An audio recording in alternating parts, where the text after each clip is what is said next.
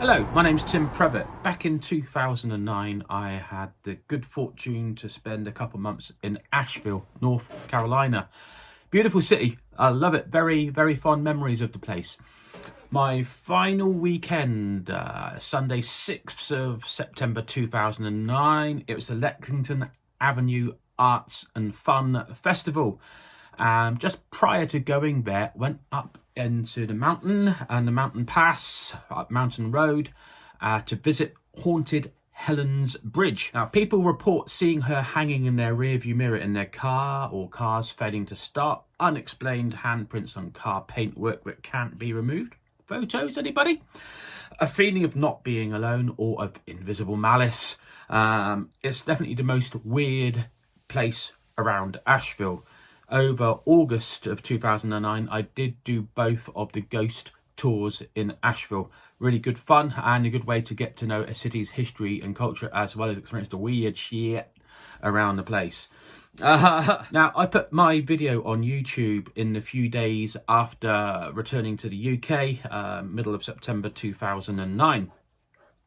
It's had a lot of comments, a lot of interaction. It's really, really interesting. When I visited, the only strange thing that happened was that the green Honda SUV we'd been driving that summer, we parked up around the corner from, I think it's Mountain Road, and parked on the left-hand side, pulled tight into the right. And the car alarm went off by itself, as far as we know, with nobody else around. We'd been driving it all summer. There'd been no problems with the alarm going off by itself. In our absence, no malfunctions as far as we could see. And in the few days afterwards, it didn't do it again. It only did it there whilst we had parked to go to haunted Helen's Bridge. Here's the footage I shared originally to my YouTube channel. It's in as high a quality as I would get, so it is quite pixelated and lacking in the resolution I would like throughout much of it. I've also dropped in the comments which are related to the time index, which were described in the original comments, and then afterwards I've added comments that weren't attached to a particular time index. As I start the footage off, there are some astrological signs, one for Saturn painted on the sides of the bridge, and I suspect the other symbols could be astrological, but I can't recognise them. If you know what those symbols mean and how they may be being deployed to interact with the site, please let us know.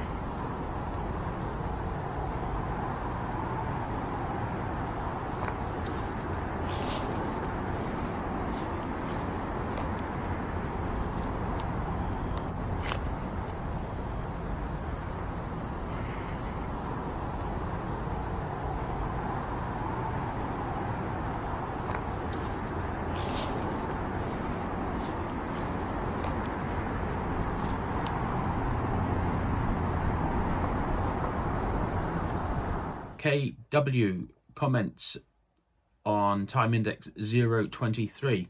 Did anyone else notice while the camera is moving, it looks like someone else is walking in the background? Yes, at 23 seconds, there is the lady I spent the summer with moving in the background. We went up there together. Then Maxwell Lloyd Erickson replies, yes, there is something. Were you the only one there filming? You got something for sure if you were the only one. It doesn't look human either. It was my partner at the time.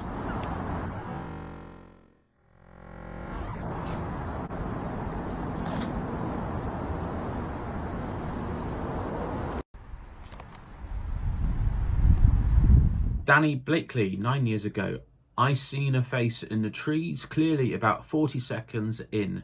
Can't see the one in the rock too good. I wasn't sure where this particular face was. I think it's the top left, just as you head towards the bridge, and is only viewable for a short, narrow time as the leaves and appearance generate that face.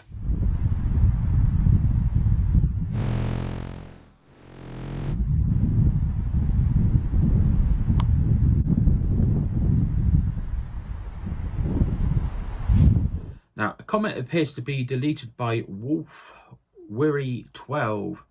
Speaks about seeing a face in a rock. Some folk see it and some folk don't. CI321 comments back to Wolf Worry 12. I see it. It's in the middle. And to the left, the rock has a lighter tint to it. Yep. The dude 10 years ago says, yep, definitely see some. Could just be mind playing tricks, but I see them.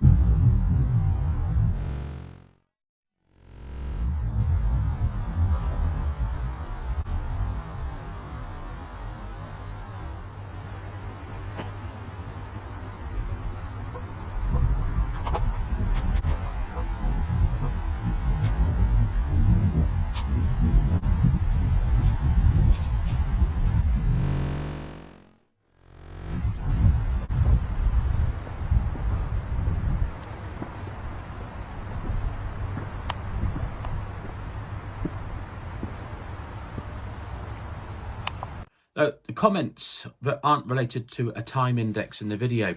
Shy Ninja 135, 10 years ago. We went on a ghost tour of Asheville downtown. It was an outside tour, but on Church Street, you always get this strange feeling someone is watching you. By the way, if you are down on Church Street in downtown Asheville, look for a tree with a human figure in it. It almost looks like a burn mark. Anna the Fruit Loop 13 years ago. Wow, so this is Helen's bridge. In one story, I heard she actually drove a man insane when he went up to the bridge at night. The story was that he was up there and chanted, "Helen, come forth," 3 times. And when she showed up, his car stalled and he went crazy. Whisker Biscuit 6 years ago. I've been there several times and walked on the bridge at night. Very creepy ride.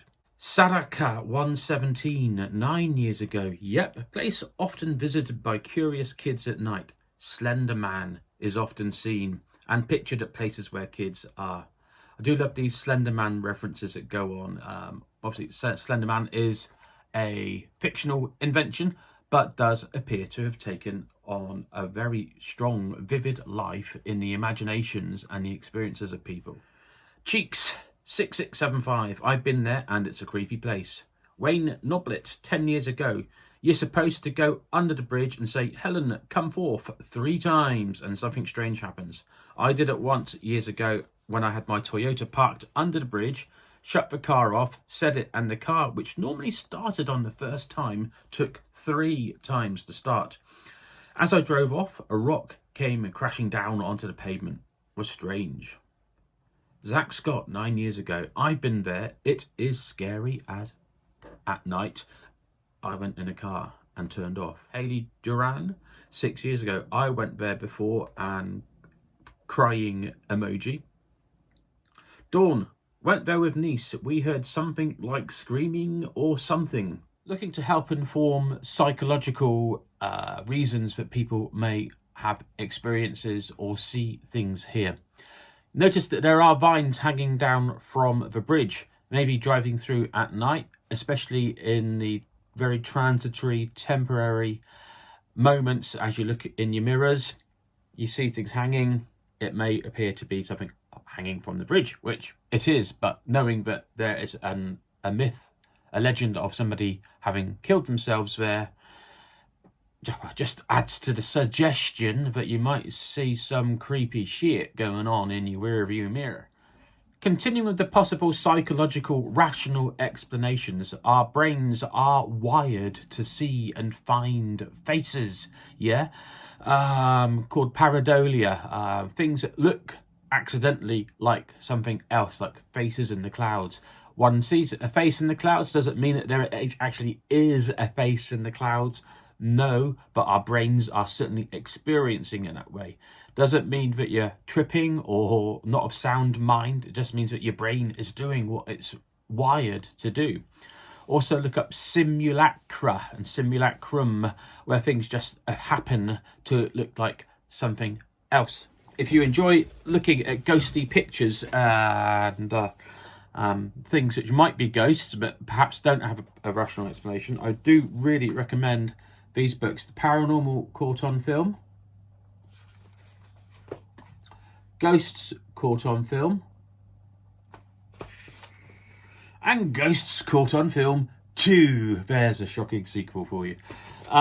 Really good books and help explore the psychological aspects of when something could be a pareidolia or it beats a rational explanation, and we have to consign it to, well, we don't know. And even if there are rational explanations, it's not my intention to demythologize, to de-romanticize the location. That places can evoke and affect people in these ways is absolutely brilliant, absolutely fascinating. I have had some experiences myself, and so we did have the car alarm go off when we were nowhere near it while we visited Helen's Bridge, and there was no one else around as far as we knew, and it didn't do it over the summer. So what went on there? It fed very nicely into the sense that, well, perhaps there is something odd going on there. So when we look for a rational explanation, don't get upset about your hoped for explanation being taken away. There's still something going on there. It's still something very fascinating affecting the human psyche and spirit and the way we experience them, and adding to the layers of history, of feeling. If you do visit Haunted Helen's Bridge, please take care and check on the legality of visiting. There are signs up there which suggest that it's not actually legal to do so, but when I visited 13 years ago, all the locks and gates were just left wide open. It was actually just very easy to walk in, but that may have changed since. On top of the bridge, it's a low platform. One could trip and fall over the sides, especially if you're going up there at night to give yourself a fright, and you do get frightened. And when you're walking underneath the bridge, you are in a mountain pass. Again, if you're up there at night, take care. And in the daytime, when we visited in the daytime, it was actually really quiet. Barely a vehicle came past. So there you have it. One of my best memories of Asheville. And it's a good memory. It's a good place. Hopefully, maybe one day I'll make it back to Asheville. This t-shirt was bought on that day too at the Lexington Avenue Arts and Fun Festival. The big wall hanging behind me there, also from Asheville. I think possibly bought in a shop near the cinema where I went to see Whatever Works showing that summer. So that's my experience of Haunted Helen's Bridge, with comments from my original YouTube channel. Thanks for watching. Please interact, comment. Look forward to hearing from you, and take care. Cheers, folks.